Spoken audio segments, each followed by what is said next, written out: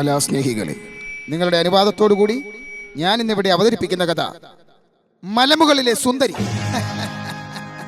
പ്രിയമുള്ളവരെ, നമ്മുടെ കഥ നടക്കുന്നത് ഇവിടെയെങ്ങുമല്ല, അങ്ങ് തെക്ക് ഒരു ശാന്തസുന്ദരമായ മലയോര ഗ്രാമത്തിൽ.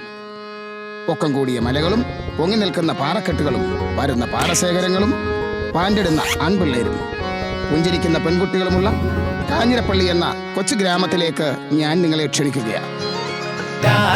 റോഡുകൾ, വെൺപച്ച പുല്ലുകൾ, ഞെടുതായി വളർന്നു നിൽക്കും കൊന്ന തെങ്ങുകൾ, അന്നും ഇന്നും പേരുകേട്ട കാഞ്ഞിരപ്പള്ളി, കോട്ടയത്തിൽ പേരുകേട്ട കാഞ്ഞിരപ്പള്ളി, കേരളത്തിൽ പേരുകേട്ട കാഞ്ഞിരപ്പള്ളി.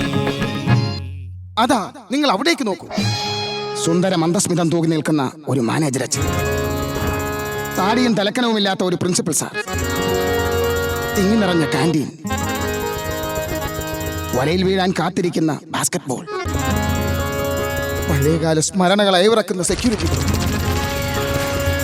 പുഷ്പിച്ചു നിൽക്കുന്ന സസ്യലതാദികൾ, അങ്ങനെ ഒരുപാട്. പെട്ടെന്നൊരു ദിവസം, ഒരു വെള്ളിയാഴ്ച, ഒരു ഇടിമിന്നൽ പോലെ ആ വാർത്ത എത്തുകയാണ്. സുഹൃത്തുക്കളെ, എത്തുകയാണ്. പുതു ചിന്തകൾ, പുത്തൻ കിനാവുകൾ, മെയ്യാകെ തളുകളാണ് തളരുന്നു, കല്ലാതെ പെരുവിരാന്ന് പെരുക്കുന്നു. പ്രൊമോ വീഡിയോയ്ക്ക് വേണ്ടി ചെയർമാന്റെ റീടേക്കുകളുടെ എണ്ണം കൂടിക്കൊണ്ടേയിരുന്നു. ഇതറിഞ്ഞ ഒരു പ്രമുഖ ഫാക്കൽറ്റി വെള്ളം കുടിച്ചു, പിന്നെയും കുടിച്ചുകൊണ്ടേയിരുന്നു. ഫസ്റ്റ് ഇയേഴ്സ് എന്തെന്നറിയാതെ നെട്ടോട്ടമോടി. അഷു, ഓ അതെന്താ ചേട്ടാ? ബാക്കി വർഷക്കാർക്കും ഒരേ സ്ഥായി ഭാവം. കണ്ടിട്ടുണ്ട്, കുറെ കണ്ടിട്ടുണ്ട്. അപ്പോഴതാ ഒരു മാന്യ വ്യക്തി, അദ്ദേഹം എന്തെന്നറിയാതെ ചിരിക്കുകയാണ്. അദ്ദേഹത്തിന്റെ പേരാണ് ഡിങ്കു ബായ്. ഇതിനിടയിൽ ബങ്ക് ചെയ്യാൻ നോക്കിയ ഉണ്ണിക്കുട്ടനെ സെക്യൂരിറ്റി ചങ്ക് പിടിച്ചു. അയലത്തെ ആൾക്കാരെല്ലാം അവരോരുടെ വീട്ടിൽ പോയി, ഞാൻ മാത്രം പോകാതെ ഇവിടെ നിലകൊള്ളുന്നേ. പ്രകൃതി രമണീയത കണ്ടിട്ടാണോ ഉണ്ണി, കരുണീമണി ഗേറ്റിൽ വെയിറ്റിംഗ് ആണോ ഉണ്ണി? ഇതൊക്കെ നടക്കുമ്പോഴും ഫൗണ്ടറിയിൽ അപ്പോഴും ക്ലാസുകൾ ശാന്തമായി നടന്നു. പോറിംഗ് ബേസിൻ കട്ട് ചെയ്യുക, റണ്ണറിലേക്ക് പാത്ത് ക്രിയേറ്റ് ചെയ്യുക, റണ്ണർ പിന്നെ റൈസർ പിന്നെ റിമൂവ് ചെയ്യുക, റണ്ണറിന്റെ പോയിന്റിൽ പോറിംഗ് ബേസിൻ പോലെ ഒരു കപ്പ് ക്രിയേറ്റ് ചെയ്യുക, പാറ്റേണിലോട്ട് പാത്ത് ക്രിയേറ്റ് ചെയ്യുക. മനസ്സിലായല്ലോ അല്ലേ?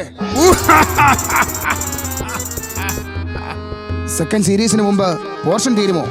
സാറുമാരുടെ തല പുകഞ്ഞു. ഇതിനൊക്കെ ഒരു പരിഹാരം ആഗ്രഹിച്ച കോളേജ് ഒന്നടങ്കം വിളിച്ചു. ഒറ്റ പേര്, ഷാജിയേട്ടാ.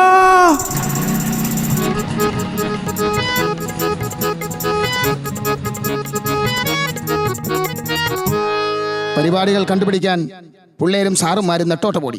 സെൽഫി വേണോ അതോ ഗ്രൂപ്പി വേണോ? ഷട്ടർ ബെഗിൽ അടി തുടങ്ങി. അളിയന്മാരുടെ മാറ്റ് ക്രൂവും മെക്ബ്രോസും കുത്തിമറിഞ്ഞു. തകിടത്തികിടത്തൈ. കമിതാക്കൾ ഇതൊരവസരമായി കണ്ടു. എന്താ ചേട്ടാ? പ്രിയേ, ഐ ലവ് യു. ഇതിനിടയിൽ ക്യാൻറ്റീനിൽ സംഭവങ്ങൾ തകൃതിയായി നടന്നു. ഉപ്പും മുളകും പുളിയും എരിവും ചേർത്ത് ടീ കാപ്പിയും തന്ത്രിക്കും DC 512 പണി തുടങ്ങി. ഇതൊന്നും അറിയാതെ R4 റേഡിയോ പാടിക്കൊണ്ടേയിരുന്നു.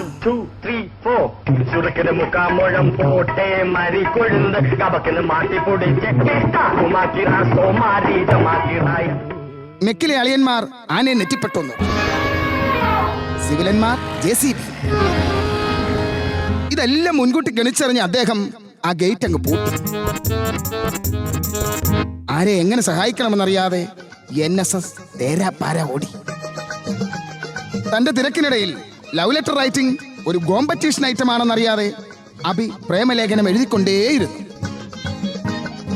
ഹാക്കർ ഹേമന്തൻ അമ്പിനും വില്ലിനും അടുത്തില്ല. അങ്ങനെ ഒരുപാട് പരാതികളും പരിഭവങ്ങളും എല്ലാം തിങ്ങി നിറഞ്ഞ് ഈ 17ഉം 18ഉം അത് സംഭവിക്കുകയാണ്. സുഹൃത്തുക്കളെ, വീണ്ടും അത് സംഭവിക്കുകയാണ്.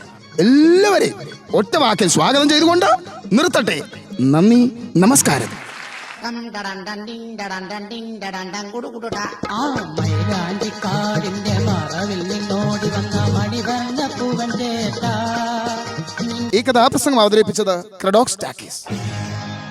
ശബ്ദം നൽകിയത് തോമസ് കുട്ടി സാർ. ശബ്ദ മിശ്രണം R4 റേഡിയോ.